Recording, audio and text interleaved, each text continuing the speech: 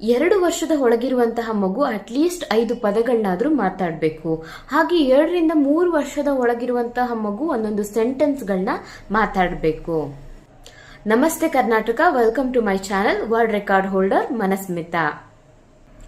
ಈಗ ನೀವು ನೋಡಿರ್ತೀರ, ಕೆಲವೊಂದು ಮಕ್ಕಳು ಇನ್ನೂ ಒಂದು 5-6 ತಿಂಗಳು 7 ತಿಂಗಳಿಗೆಲ್ಲ ಅಪ್ಪ, ಅಮ್ಮ, ಅತ್ತೆ, ಅಜ್ಜಿ, ತಾತ, ಮಾಮ ಈ ತರ ಯಾವ್ದಾದ್ರು ಒಂದು ವರ್ಡ್ನಾದ್ರೂ ಯೂಸ್ ಮಾಡ್ತಾ ಇರ್ತವೆ. ಈಗ ನನ್ನ ಮಗಳು ಮನಸ್ಮಿತಾ ಕೂಡ ಒಂದು 5 ಮಂತ್ಸ್ 6 ಮಂತ್ಸ್ಗೆಲ್ಲ ತುಂಬಾನೇ ಚೆನ್ನಾಗಿ 2 ಪದಗಳನ್ನ ಹೇಳ್ತಾ ಇದ್ಲು. ಅಪ್ಪ, ಅಮ್ಮ, ಅಜ್ಜಿ, ತಾತ, ಮಾಮ ಈ ತರ ಪದಗಳನ್ನೆಲ್ಲ ಹೇಳ್ತಾ ಇದ್ಲು. ಹಾಗೇನೆ ಇನ್ನು ಕೆಲವೊಂದು ಮಕ್ಕಳು ಏನ್ ಮಾಡ್ತವೆ, 1 ವರ್ಷ ಆದ್ರೂ ಕೂಡ ಒಂದು ವರ್ಡ್ ಮಾತಾಡ್ತಾ ಇರಲ್ಲ. ಇನ್ನು ಕೆಲವೊಂದು ಮಕ್ಕಳು 2 ವರ್ಷ ಆದ್ರೂ ಕೂಡ ಒಂದು ಪದನ ಮಾತಾಡ್ತಾ ಇರೋದಿಲ್ಲ. ಇದನ್ನ ನೀವು ನೋಡಿರಬಹುದು. ಇದಕ್ಕೆ ಕಾರಣ ಮೈಲ್ ಸ್ಟೋನ್. ಕೆಲವೊಂದು ಮಕ್ಕಳಲ್ಲಿ ಈ ಮೈಲ್ ಸ್ಟೋನ್ ಅನ್ನೋದು ಬೇಗ ಅಚೀವ್ ಆಗಿರುತ್ತೆ, ಇನ್ನು ಕೆಲವೊಂದು ಮಕ್ಕಳಲ್ಲಿ ಈ ಮೈಲ್ ಸ್ಟೋನ್ ಡಿಲೇ ಆಗ್ತಾ ಇರುತ್ತೆ. ಈಗ ಡಾಕ್ಟರ್ ಏನಂತ ಹೇಳೋದು ಅಂದ್ರೆ 2 ವರ್ಷದ ಒಳಗಡೆ ಅಟ್ಲೀಸ್ಟ್ 5 ಪದಗಳನ್ನಾದ್ರೂ ಮಾತಾಡ್ಲೇಬೇಕು ಕಡ್ಡಾಯವಾಗಿ ಮಗು. 2 ವರ್ಷ ಆಗಿದೆ, 5 ಪದಗಳನ್ನು ಅಂದ್ರೆ 5 ವರ್ಡ್ಸ್ ಅಟ್ಲೀಸ್ಟ್ ಅಪ್ಪ, ಅಮ್ಮ, ಅಜ್ಜಿ, ತಾತ ಈ ತರ ಒಂದು ಪದಗಳನ್ನು 2 ವರ್ಷ ಆದ್ರೂ ಕೂಡ ಮಗು ಮಾತಾಡ್ತಾ ಇಲ್ಲ ಅಂತಂದಾಗ ಕೆಲವೊಂದು ಕೇಸ್ಗಳಲ್ಲಿ ಏನಾಗಿರುತ್ತೆ, ಡಿಲೇ ಮೈಲ್ ಸ್ಟೋನ್ ಆಗಿರುತ್ತೆ. ಅವರ ಜೆನೆಟಿಕ್ ಆಗಿ ಬಂದ್ಬಿಟ್ಟಿರುತ್ತೆ, ಅನುವಂಶೀಯವಾಗಿ ಅವರ ಅಪ್ಪ, ಅಮ್ಮ ಅಥವಾ ಅಜ್ಜಿ, ತಾತ, ಮಾವ ಅಥವಾ ದೊಡ್ಡಪ್ಪ, ಚಿಕ್ಕಪ್ಪ ಈ ತರ ಏನೊಂದು ಜೆನೆಟಿಕ್ ಆಗಿ ಕೆಲವರಿಗೆ ಮಾತುಗಳು ಕೆಲವೊಂದು ಮಕ್ಕಳಲ್ಲಿ ಡಿಲೇ ಆಗಿರುತ್ತೆ. ಹಾಗೆ ಆ ತರ ಇದ್ರೆ ತೊಂದರೆ ಇಲ್ಲ. ಆದ್ರೆ ಆ ತರ ಏನು ಅನುವಂಶವಾಗಿ ಯಾರಿಗೂ ಈ ತರ ಪ್ರಾಬ್ಲಮ್ ಇಲ್ಲ. 2 ಇಯರ್ಸ್ ಆದ್ರೂ 5 ಪದಗಳನ್ನ ಮಗು ಮಾತಾಡ್ತಾ ಇಲ್ಲ ಅಂದಾಗ 100% ಡಾಕ್ಟರ್ನ ಅದು ಕನ್ಸಲ್ಟ್ ಮಾಡಬೇಕು. ಅದೇನ್ ಕಾರಣ ಅನ್ನೋದನ್ನ ಎಲ್ಲ ಟೆಸ್ಟ್ ಮಾಡಿ ಅವರು ಹುಡುಕ್ಬೇಕು.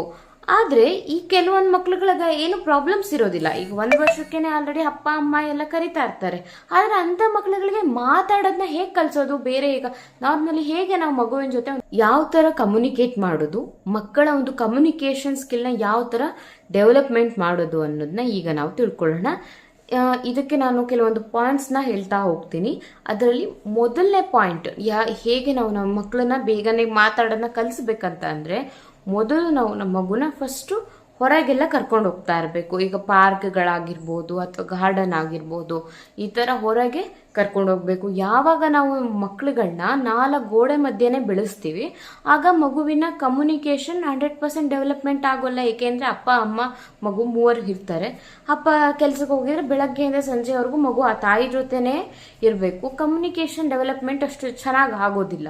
ಯಾವಾಗ ಮಗುವನ್ನ ನಾವು ಈ ತರ ಗಾರ್ಡನ್ ಅಥವಾ ಪಾರ್ಕ್ ಅಥವಾ ಬೇರೆ ಮಾಲ್ ಈ ತರ ಎಲ್ಲ ಕರ್ಕೊಂಡು ಹೋಗ್ತೀವೋ, ಹೊರಗಡೆ ಇರುವಂತ ಎಲ್ಲದನ್ನ ಮಗು ಕಣ್ಣಿಗೆ ಏನೇನ್ ಕಾಣುತ್ತೋ ಎಲ್ಲದನ್ನ ಅಬ್ಸರ್ವ್ ಮಾಡುತ್ತೆ.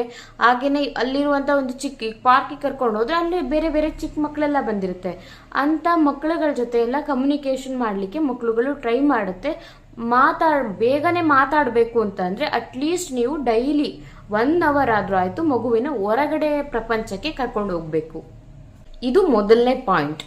ಮಗುನ 4 ಗೋಡೆ ಮಧ್ಯದಲ್ಲಿ ಬೆಳೆಸೋದಕ್ಕಿಂತ ಅಟ್ಲೀಸ್ಟ್ ದಿನದಲ್ಲಿ 1ರಿಂದ 2 ಅವರ್ ಗಾರ್ಡನ್ ಅಥವಾ ಪಾರ್ಕ್ ಅಥವಾ ಹೊರಗಿನ ಪ್ರಪಂಚದಲ್ಲಿ ಮಗುವನ್ನ ಎಕ್ಸ್ಪ್ಲೋರ್ ಮಾಡಬೇಕು. 2ನೇ ಪಾಯಿಂಟ್, 0 ಸ್ಕ್ರೀನ್ ಟೈಮ್. ಮಕ್ಕಳುಗಳಿಗೆ ಮೊಬೈಲ್ ಮತ್ತೆ ಟಿವಿನ ನೋಡ್ಲಿಕ್ಕೆ ಬಿಡಬಾರ್ದು. ಇದರಿಂದ ಮಕ್ಕಳ ಕಮ್ಯುನಿಕೇಶನ್ ಡೆವಲಪ್ಮೆಂಟ್ ಆಗೋದಿಲ್ಲ. ಅದೊಂದು ಅಡಿಕ್ಷನ್ ಆಗಿ ಮಕ್ಕಳು 3 ಹೊತ್ತು ಮೊಬೈಲ್ ಅಥವಾ ಟಿವಿಗೆನೆ ಅಡಿಕ್ಟ್ ಆಗ್ಬಿಟ್ಟಿರ್ತಾರೆ. ಈ ಒಂದು ಹೊರ ಪ್ರಪಂಚದ ಜೊತೆ ಮಕ್ಕಳುಗಳು ಬೆರೀಲಿಕ್ಕೂ ಆಗೋದಿಲ್ಲ, ಒಂದು ಕಮ್ಯುನಿಕೇಶನ್ ಅನ್ನೋದು ಇಂಪ್ರೂವ್ ಆಗೋದಿಲ್ಲ. ಅದರಿಂದ ಮೊಬೈಲ್ ಮತ್ತೆ ಟಿವಿಯನ್ನ ಅವಾಯ್ಡ್ ಮಾಡಬೇಕು. ಮಗುಗೆ ಯಾವಾಗ ನಾವು ಮಾತಾಡೋದನ್ನ ಕಲಿಸ್ಬೇಕಂದ್ರೆ ಫಸ್ಟ್ ಇದನ್ನ ಮಾಡಬೇಕು, ಮೊಬೈಲ್ ಅವಾಯ್ಡ್ ಮಾಡಬೇಕು. ಈಗ ಆಲ್ರೆಡಿ ಅಡಿಕ್ಟ್ ಆಗ್ಬಿಟ್ಟಿದ್ರೆ ಟೈಮ್ನ ಇವಾಗ 2 ಅವರ್ಸ್ ಕೊಡ್ತಾ ಇದ್ದವರು 1 ಅವರ್ ಕೊಡೋದು, 15 ಮಿನಿಟ್ಸಿಗೆ ಕೊಡೋದು, ಆಮೇಲೆ ಬೇರೆ ಕಡೆ ಡೈವರ್ಟ್ ಮಾಡೋದು, ಬೇರೆ ಆಟಗಳನ್ನ ಆಡಿಸೋದು, ಬೇರೆ ಆಕ್ಟಿವಿಟಿಗಳನ್ನ ಮಾಡಿಸೋದು, ಈ ಥರ ಡೈವರ್ಟ್ ಮಾಡಿ ಮೊದಲು ಮಕ್ಕಳಿಗೆ ಮೊಬೈಲ್ ಮತ್ತು ಟಿವಿಯಿಂದ ದೂರ ಇಡಬೇಕು. 3ನೇದು, ಇದು ತುಂಬಾನೇ ಇಂಪಾರ್ಟೆಂಟ್, ಮಕ್ಕಳ ಜೊತೆ ನಾವು ಮಾತಾಡಬೇಕು. ಅಟ್ಲೀಸ್ಟ್ 1 ಅವರ್ ಆದರೂ ನಾವು ಮಗುವಿನ ಜೊತೆ ಮಾತಾಡೋದಕ್ಕೆ ಅಂತಾನೆ ಒಂದು ಟೈಮ್ನ ಫಿಕ್ಸ್ ಮಾಡ್ಕೋಬೇಕು. ಅಂದ್ರೆ ಮಗುವಿಗೆ ಮಾತಾಡೋಕೆ ಬರೋದಿಲ್ಲ, ಏನ್ ಮಾತಾಡೋದು ಅಂತ ಇದ್ರೆ ನಿಮಗಿದು ಅನ್ನಿಸ್ಬೋದು ಏನು ಮಾತಾಡಬೇಕು ಮಗುವಿನ ಜೊತೆ ಅಂತ. ನಾರ್ಮಲಿ ಮಗುವಿಗೆ ಈಗ ಒಂದು ಸ್ಟೋರಿಗಳನ್ನ ಹೇಳ್ತಾ ಇರ್ಬೋದು. ಮಗುವಿಗೆ ಅರ್ಥ ಆಗಲಿಲ್ಲ ಅಂತಂದ್ರೂ ಅದು ಅರ್ಥ ಮಾಡ್ಕೊಳ್ಳೋಕ್ಕೆ ಟ್ರೈ ಮಾಡ್ತಾ ಇರುತ್ತೆ. ಅದು ಒಂದಲ್ಲ ಒಂದಿನ ಅರ್ಥ ಆಗುತ್ತೆ. ನಾವು ಪ್ರಯತ್ನ ಪಡ್ತಾ ಇರಬೇಕು ಕತೆಗಳನ್ನ ಹೇಳೋದು. ಫಾರ್ ಎಕ್ಸಾಂಪಲ್ ಈಗ ಫ್ಯಾಮಿಲಿ ಮೆಂಬರ್ಸ್ಗಳು ಅವ್ರ ಬಗ್ಗೆನೇ ಕತೆಗಳನ್ನ ಹೇಳೋದು. ಈಗ ಮಕ್ಕಳುಗಳಿಗೆ ನೀನು ಏನೋ ಒಂದು ಮಾಡು, ಈಗ ಹಲ್ಲುಜ್ಬೇಕು, ನೀವು ಬೆಳಗ್ಗೆ ಎದ್ದಿದ ತಕ್ಷಣ ಬ್ರಷ್ ಮಾಡಬೇಕು, ಹಲ್ಲುಜ್ಲೇಬೇಕು, ಅದೊಂದು ಒಳ್ಳೆ ಅಭ್ಯಾಸ, ನೀನು ಅದನ್ನ ರೂಢಿಸ್ಕೋಬೇಕು ಅಂತ ಹೇಳಿದ್ರೆ ಮಕ್ಕಳುಗಳು ಅದನ್ನ ಕೇಳೋದಿಲ್ಲ. ಅದ್ರ ಬದಲಾಗಿ ಒಂದು ಸ್ಟೋರಿ ತರ, ಈಗ ಫಾರ್ ಎಕ್ಸಾಂಪಲ್ ರಾಜು ಅಂತ ಒಬ್ಬ ಹುಡುಗ ಇರ್ತಾನೆ, ಅಥವಾ ರಾಣಿ ಅಂತ ಒಬ್ಳು ಹುಡುಗಿ ಇರ್ತಾಳೆ. ಅವಳು ದಿನ ಬೆಳಗ್ಗೆ ಎದ್ದಿದ ತಕ್ಷಣನೇ ಮೊದಲು ಹಲ್ಲುಜ್ತಾಳೆ. ಇದು ತುಂಬಾನೇ ಒಳ್ಳೆ ಅಭ್ಯಾಸ. ಮಕ್ಕಳುಗಳಿಗೆ ಈಗ ಟಾಡ್ಲರ್ಸ್ ಏನಿರ್ತಾರೆ, 2-3 ವರ್ಷದವರು ಎಲ್ಲ ಮಕ್ಕಳುಗಳಿರ್ತಾರಲ್ಲ, ಟಾಡ್ಲರ್ಸಿಗೆ ನಾವೇನಾದ್ರೂ ಒಂದು ಕಲಿಸ್ಬೇಕಂತಂದ್ರೆ ಡೈರೆಕ್ಟ್ ಆಗಿ ನೀವು ಅದನ್ನ ಮಾಡಿ ಇದನ್ನ ಮಾಡಿ ಅಂತ ಹೇಳಿದ್ರೆ ಮಕ್ಕಳುಗಳು ಕಲಿಯೋದಿಲ್ಲ. ಅಷ್ಟೊಂದು ಆ ಮಕ್ಕಳುಗಳಲ್ಲಿ ಮೆಚುರಿಟಿ ಅನ್ನೋದು ಬಂದಿರೋದಿಲ್ಲ. ಸೊ ಡೈರೆಕ್ಟ್ ಆಗಿ ನಾವು ಆ ಥರ ಹೇಳೋದ್ರ ಬದಲಾಗಿ ಕತೆಗಳ ಮುಖಾಂತರ ಮಕ್ಕಳುಗಳಿಗೆ ಅರಿವು ಮೂಡಿಸಬಹುದು. ಎಲ್ಲವನ್ನು ಕತೆಗಳ ಮುಖಾಂತರ. ಈಗ ನಾ ಹೇಳಿದ್ನಲ್ಲ, ಬ್ರಷ್ ಮಾಡೋದನ್ನ ಯಾವ ಥರ ಬೆಳಗ್ಗೆ ಎದ್ದು ರಾಜು ಅನ್ನೋ ಬ್ರಷ್ ಮಾಡ್ತಾ ಇದ್ದ, ಅದು ಒಳ್ಳೆ ಹ್ಯಾಬಿಟ್, ನೀನು ಕೂಡ ಮಾಡು. ಈ ಥರ ನಾವು ಮಕ್ಕಳುಗಳಿಗೆ ಹೇಳ್ಕೊಡ್ಬೇಕು. 4th ಪಾಯಿಂಟ್ ಬಂದ್ಬಿಟ್ಟು, ಮಕ್ಕಳ ಮುಂದೆ ನಾವು ಏನಾದರೂ ಒಂದು ಬುಕ್ಸ್ನ ಇಟ್ಕೊಂಡು ಓದಬೇಕು. ಇದರಿಂದ ಮಕ್ಕಳ ಕಮ್ಯುನಿಕೇಷನ್, ಮಕ್ಕಳು ಬೇಗ ಮಾತಾಡಲಿಕ್ಕೆ ಸಹಕಾರಿಯಾಗುತ್ತೆ. ಹೇಗೆ ಸಹಕಾರಿ ಆಗುತ್ತೆ ಅನ್ನೋದಾದ್ರೆ, ಮಕ್ಕಳ ಮುಂದೆ ನಾವು ಪುಸ್ತಕನ ಇಟ್ಕೊಂಡು ಓದಿದಾಗ ನಾವೇನು ಮಾಡ್ತೀವಿ, ಈಗ ಏನು ನಾವು ಒಂದು ಮಾತಾಡ್ತಾ ಇದ್ದೀವಿ ಅಂತಂದರೆ ಲಿಪ್ಪು, ಮೌತು ಅದೊಂದು ಆ್ಯಕ್ಷನ್ ಆಗ್ತಾ ಇರುತ್ತೆ. ಮಗು ಅದನ್ನೆಲ್ಲನೂ ಅಬ್ಸರ್ವ್ ಮಾಡ್ತಾ ಇರುತ್ತೆ. ಸೊ ನಾವು ಯಾವಾಗ ಒಂದು ಪುಸ್ತಕ ಇಟ್ಕೊಂಡು ಓದ್ತಿರ್ತೀವೋ ಮಗು ಕೂಡ ಆ ಲಿಪ್ ಮೂಮೆಂಟ್ನೆಲ್ಲ ನೋಡ್ತಾ ಇರುತ್ತೆ. ಈಗ ನಾವು ಮಾತಾಡುವಾಗ ಈ ಥರ ಲಿಪ್ಸ್ ಎಲ್ಲ ಈ ಥರ ಆಗ್ತಾ ಇರುತ್ತೆ, ನೋಡ್ತಾ ಇರುತ್ತೆ. ಈವನ್ ಆ ಮಗು ಕೂಡ ಮಾತಾಡಲಿಕ್ಕೆ ಟ್ರೈ ಮಾಡುತ್ತೆ. ಸೊ ಮಗುವಿನ ಮುಂದೆ ಬುಕ್ ಓದ್ತಾ ಇರಬೇಕು. ಎದಕ್ಕೆ ಅಂತಂದರೆ ಮಕ್ಕಳುಗಳು ಒಳ್ಳೆ ವಿಜುವಲ್ ಲರ್ನರ್ಸ್ ಆಗಿರ್ತಾರೆ. ಟಾಡ್ಲರ್ಸ್ ಎಲ್ಲ ಒಳ್ಳೆ ವಿಜುವಲ್ ಲರ್ನರ್ಸ್ ಆಗಿರೋದ್ರಿಂದ ನೋಡಿ ಕಲಿತಾ ಹೋಗ್ತವೆ. ಲಿಪ್ಸ್ ಮೂಮೆಂಟ್ ಆಗೋದು, ನಾವು ಮಾತಾಡಬೇಕು ಅನ್ನೋದು ಆ ಮಗುವಿನಲ್ಲಿ ಬರುತ್ತೆ. ನಾವು ಯಾವಾಗ ಒಂದು ಪುಸ್ತಕ ಇಟ್ಕೊಂಡು ಮಗುವಿನ ಮುಂದೆ ಜೋರಾಗಿ ಮಾತಾಡ್ತಾ ಇರ್ತೀವಿ, ಆವಾಗ ಆ ಮಗುವಿಗೂ ಕೂಡ ನಾನು ಮಾತಾಡಬೇಕು ಅನ್ನೋದು ಬರುತ್ತೆ. ಯಾರು ಬೇಗ ನಿಮ್ಮ ಮಕ್ಕಳು ನಮ್ಮ ಮಗು ಬೇಗ ಮಾತಾಡಬೇಕು ಅಂತಿರ್ತೀರೋ ಅಂಥವ್ರು ಪುಸ್ತಕನ ಇಟ್ಕೊಂಡು ಮಗುವಿನ ಮುಂದೆ ಓದೋದು ಮತ್ತು ಮಗುವಿನ ಜೊತೆ ಮಾತಾಡೋದು. ಅಟ್ಲೀಸ್ಟ್ 1 hour ಮಗುವಿನ ಜೊತೆ ನೀವು ಮಾತಾಡಬೇಕು. 5ನೇದು, ಮಗುವಿನ ಹತ್ರ ಪ್ರಶ್ನೆಗಳನ್ನ ಕೇಳೋದು. ಯಾವ ಥರ ಪ್ರಶ್ನೆಗಳಂತಂದರೆ, ಈಗ ಒಂದು ಮಗು ಒಂದು ಟಾಯ್ಸ್ನ ಇಟ್ಕೊಂಡು ಆಟ ಆಡ್ತಾ ಇರುತ್ತೆ ಅಂದಾಗ, ಇದು ಏನು ಟಾಯ್ಸು, ಇದು ಯಾವ ಥರ, ಇದು ಯಾವ ಕಲರ್ ಇದೆ, ಯಾವ ಶೇಪ್ನಲ್ಲಿದೆ ಅಂದರೆ ನೀವು 1-2-3 ಸಲ ಅದನ್ನು ಹೇಳ್ಕೊಡ್ಬೇಕು. ಈ ಟಾಯ್ಸ್ ನೇಮ್ ಇದು, ಈ ಟಾಯ್ಸ್ನ ಕಲರ್ ಇದು ಈ ಶೇಪ್ನಲ್ಲಿದೆ ಅನ್ನೋದನ್ನ ಫಸ್ಟು ನೀವು ಒಂದು 10 ಸಲ, ಒಂದು 10 ದಿನಾನೇ ಹೇಳ್ಕೊಡಿ. ಕೆಲವೊಂದು ಮಕ್ಕಳುಗಳು ಒಂದು ದಿನದಲ್ಲಿ ಒಂದು 10 ಸಲ ಹೇಳ್ಬಿಟ್ರೆ ಅರ್ಥ ಮಾಡ್ಕೋತವೆ. ಇನ್ನು ಕೆಲವು ಮಕ್ಕಳುಗಳು 1 ವಾರ ಬೇಕಾಗುತ್ತೆ ಅರ್ಥ ಮಾಡ್ಕೊಳ್ಳಿಕ್ಕೆ. ಬಟ್ ನೀವು ಪೇಷನ್ಸ್, ಅದು ಮರಕ್ಕಿಂತ ಮರ ದೊಡ್ಡದು ಅನ್ನೋ ಒಂದು ಮಗುವಿನ ಸಾಮರ್ಥ್ಯ ಕೆಲವೊಂದು ವಿಚಾರದಲ್ಲಿ ದೊಡ್ಡದಿರುತ್ತೆ, ಕೆಲವೊಂದು ವಿಚಾರದಲ್ಲಿ ಚಿಕ್ಕದಿರುತ್ತೆ. ಸೊ ನೀವು ಬೇರೆ ಮಗುವಿನ ಜೊತೆ ಫಸ್ಟ್ ಆಫ್ ಆಲ್ ಕಂಪೇರ್ ಮಾಡ್ಕೋಬೇಡಿ. ಈಗ ಯಾವುದೋ ಒಂದು ಮಗು 1 ವರ್ಷದಲ್ಲೇ ಮಾತಾಡ್ತು ಅಂತ ಅಂದಿದ ತಕ್ಷಣ ನೀವು ಅಯ್ಯೋ ನನ್ನ ಮಗು 1 ವರ್ಷ ಆದರೂ ಮಾತಾಡ್ತಾ ಇಲ್ಲ ಅಂತ ಮಗುವಿಗೆ ಪ್ರೆಷರ್ ಹಾಕೋದು, ಇದನ್ನೆಲ್ಲ ಮಾಡಬೇಡಿ. ಅದು ಫಸ್ಟ್ ಆಫ್ ಆಲ್ ಯಾವ ಮಕ್ಕಳ ಜೊತೆ ನೀವು ನಿಮ್ಮ ಮಕ್ಕಳನ್ನ ಕಂಪೇರ್ ಮಾಡ್ಕೋಬೇಡಿ. ಸೊ ಕೆಲವೊಂದು ಮಕ್ಕಳು ಬೇಗ ಕಲಿಯುತ್ತೆ, ಇನ್ನು ಕೆಲವೊಂದು ಮಕ್ಕಳು ಬೇಗ ಕಲಿಯಲ್ಲ. ಸೊ ಒಂದು ಟಾಯ್ಸ್ ನೇಮು ಅದು ಏನು ಕಲರಲ್ಲಿದೆ ಅಂತ ಒಂದು 10 ಸಲ ಹೇಳಿ, ಕೆಲವೊಂದು 10 ದಿನಾನೇ ಹೇಳಿ. ಕೆಲವೊಂದು ಮಕ್ಳುಗಳಿಗೆ ಅರ್ಥ ಆಗಲಿಲ್ಲ ಅಂತಂದರೆ ಆಮೇಲೆ ಆ ಮಗುವಿಗೆ ಅದು ಅರ್ಥ ಆಗ್ತಾ ಹೋಗುತ್ತೆ. ಸೊ ಈ ಥರ ಒಂದು ಪ್ರಶ್ನೆಗಳನ್ನ, ಅಂದರೆ ಮಗುವಿನ ಜೊತೆ ಯಾವಾಗಲೂ ಎಂಗೇಜ್ ಆಗಿರಬೇಕು. ಯಾವಾಗಲೂ ಅದೇನು, ಇದೇನು, ಇದ್ಯಾವ ಕಲರು, ಇದೇನಿದು, ಮತ್ತು ಯಾವುದೋ ಹೊರಗಡೆ ಒಂದು ಗಾರ್ಡನ್ಗೆ ಕರ್ಕೊಂಡು ಹೋಗಿರ್ತೀರ, ಇಲ್ಲಿ ನೋಡು ಮಗಳೇ ಅಥವಾ ಮಗನೇ, ಇದು ಹೂವು, ಇದು ಈ ಕಲರಲ್ಲಿದೆ, ನೀವೆಲ್ಲವನ್ನು ತೋರಿಸ್ತಾ ಇರಬೇಕು. ಅಥವಾ ಒಂದು ರೋಡ್ನಲ್ಲಿ ಒಂದು ಡಾಗ್ ಕಾಣುತ್ತೆ, ಮಗು ಅಲ್ಲಿ ನೋಡಿ ಇಲ್ಲಿ ಡಾಗ್, ಈ ಥರ ತೋರಿಸ್ತಾ ಇರಬೇಕು. ಆ ಮಗು ಎಲ್ಲ ಕ್ಯಾಶ್ ಮಾಡ್ತಾ ಹೋಗುತ್ತೆ. ಕಮ್ಯುನಿಕೇಷನ್ ಡೆವಲಪ್ಮೆಂಟಿಗೆ ಇದು ಕೂಡ ಸಹಕಾರಿಯಾಗುತ್ತೆ. 6ನೇ ಪಾಯಿಂಟ್ ಬಂದು, ನೀವು ನಿಮ್ಮ ಮನೆಯಲ್ಲಿ ದಿನನಿತ್ಯ ಉಪಯೋಗಿಸುವಂತಹ ಪದಗಳು. ಈ ಥರ ಫಾರ್ ಎಕ್ಸಾಂಪಲ್ ಬನ್ನಿ, ಹೋಗಿ, ಕೂತ್ಕೊಳ್ಳಿ, ಅದನ್ನು ಮಕ್ಕಳಿಗೆ ಕೂತ್ಕೊಳ್ಳಿ, ಇದು ಸ್ವಲ್ಪ ಲಾಂಗ್ ಆಗುತ್ತಲ್ವ, ಕೂರಿ, ನಿಲ್ಲಿ, ಈ ಥರ ಅಂದರೆ ಚಿಕ್ಕ ಚಿಕ್ಕ ಪದಗಳು, 2 ಅಕ್ಷರಗಳಿರುವಂತಹ ಪದಗಳನ್ನ, ಒಂದು 10 ಪದಗಳನ್ನ ಈ ಥರ ನೋಟ್ ಮಾಡಿಟ್ಕೊಂಡು ಡೈಲಿ ಆ ಪದಗಳನ್ನ ಮಗುವಿನ ಮುಂದೆ ಹೇಳ್ತಾ ಇರೋದು. ಇಲ್ಲ ಅಂತಂದ್ರೆ ಮಗುವಿನ ಮುಂದೆ ಬನ್ನಿ ಅಂತಂದ್ರೆ ಅದಕ್ಕೆ ಬರಬೇಕು ಅನ್ನೋದು ಅರ್ಥ ಆಗ್ಬೇಕಂದ್ರೆ, ಈಗ ಮನೆಯಲ್ಲಿ ಇಲ್ಲ ಅಪ್ಪ ಅಮ್ಮ ಇಲ್ಲ ಅಜ್ಜಿ ತಾತ ಯಾರಾದ್ರೂ ಇರ್ತಾರಲ್ವ, ಅವರಿಬ್ರು ಕಮ್ಯುನಿಕೇಟ್ ಮಾಡೋದು. ಫಾರ್ ಎಕ್ಸಾಂಪಲ್, ಈಗ ಅಮ್ಮ ಅಪ್ಪನ ಜೊತೆ ಕಮ್ಯುನಿಕೇಟ್ ಮಾಡೋದು, ಬನ್ನಿ, ಹೋಗಿ.